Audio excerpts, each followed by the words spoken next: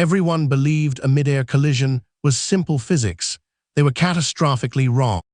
The skies above San Diego on September 25, 1978, were clear, a perfect late summer morning. Pacific Southwest Airlines Flight 182, a Boeing 727, was making its final approach to Lindbergh Field, carrying 128 passengers and 7 crew members. It was a routine flight, one that PSA had operated countless times. But at 9:01 a.m., something catastrophic happened. The 727 collided with a small Cessna 172 Skyhawk. Both aircraft plummeted from the sky, raining debris onto a quiet residential neighborhood in North Park. The impact on the ground was devastating, claiming lives and destroying homes. Initial reports, and indeed the immediate public perception, focused on the obvious, a mid-air collision. 2 planes occupied the same airspace at the same time, with tragic consequences. But the truth, as investigators would soon discover, was far more complex, involving a phantom element that defied simple explanation. The stakes were immense. Not only were 144 lives lost all aboard both aircraft, plus 7 people on the ground, but the very principles of air traffic control and pilot responsibility were under intense scrutiny. How could 2 aircraft, both presumably under radar guidance, simply collide? The investigation, led by the National Transportation Safety Board, began immediately. Black boxes from both aircraft were recovered relatively quickly, crucial pieces of the puzzle that would reveal the final moments aboard Flight 182 and the Cessna. The cockpit voice recorder from Flight 182 painted a harrowing picture. The crew, Capt. James McFerron and First Officer Robert Fox, were cleared for a visual approach, meaning they were responsible for maintaining separation from other aircraft once sighted. Air traffic control had advised them of the Cessna, a small single-engine plane operating in the vicinity.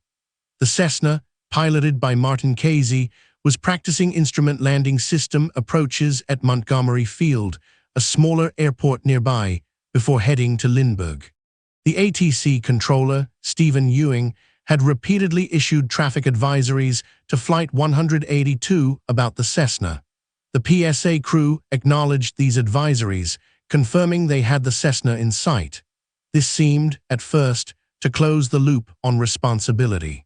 However, the voice recorder revealed a critical misunderstanding. At 9:0028 a.m., the PSA first officer stated, "I think he's passed us." A minute later, at 9:01:11, the captain exclaimed, "He's going to hit us." What happened in that minute? The PSA crew thought they had the Cessna in sight, but their perception was tragically flawed. They had, in fact, lost sight of the smaller aircraft and then mistakenly identified another, much larger plane as the Cessna. This larger aircraft was a different PSA jet, Flight 171, also on approach to Lindbergh. The confusion stemmed from the relatively close proximity of both small and large aircraft, all operating in the same complex airspace. The Cessna, meanwhile, was also having trouble. Its pilot, Martin Casey, had not been explicitly cleared for his VFR flight plan into Lindbergh Field's controlled airspace, a procedural error that complicated matters, though it was not the direct cause of the collision. The NTSB concluded that the immediate cause was the failure of the PSA crew to maintain visual separation from the Cessna and their subsequent misidentification of the smaller aircraft. But the deeper, unseen cause was far more insidious, a perceptual illusion. This wasn't just human error, it was human perception error. The concept is known as a phantom target or perceptual illusion, where one object is mistaken for another, especially against a complex background or in conditions of high workload. In this specific instance, the PSA crew, looking for a small Cessna, saw another jet, PSA 171, in roughly the same area. Their brains, under pressure and expecting to see the Cessna, essentially filled in the blanks, convincing them they had the correct target. The background was the city of San Diego itself, a complex tapestry of lights and buildings.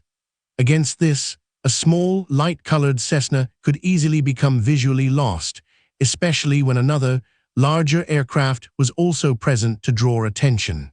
Further complicating matters, the Cessna was on a descending trajectory, which meant its apparent position relative to the 727 would have remained relatively constant for a period, making it seem stationary and harder to spot against the ground.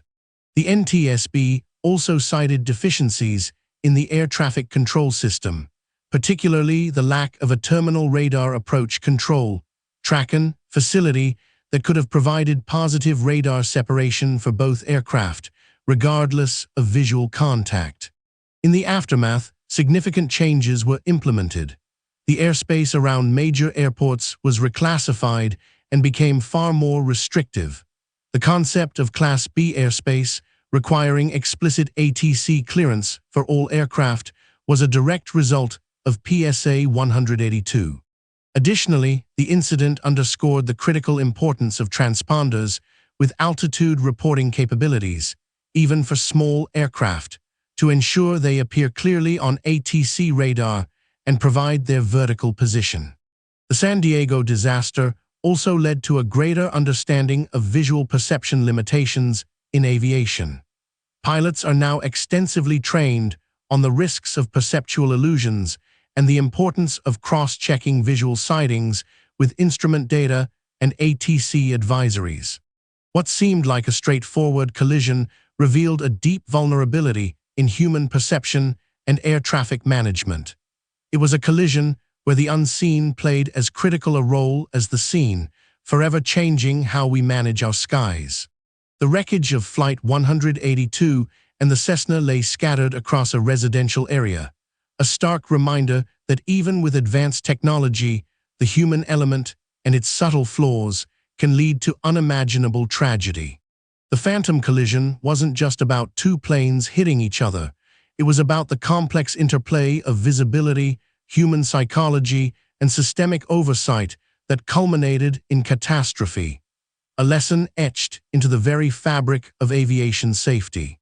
Next, we'll examine the chilling details of a mid-air explosion that vanished without a trace.